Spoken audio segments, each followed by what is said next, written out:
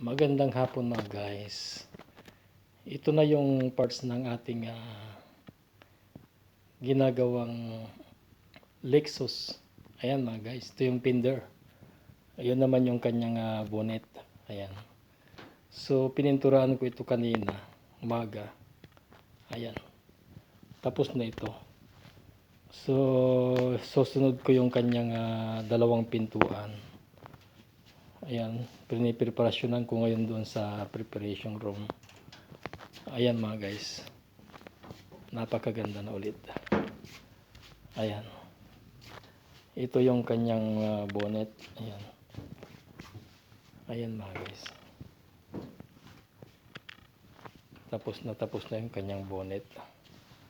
Ganda, makinis oh, napakakintab oh. Ayan, tuyo na siya.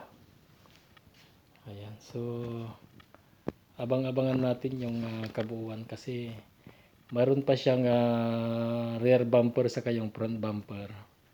Tapos yung two doors. Ayun ang kabuuan niya mga guys. So napakalaki ring trabaho. Ayan. Yan mga guys. So abang-abang hanggang matapos yan. Isang mapagpalang hapon sa ating lahat. God bless and magandang hapon.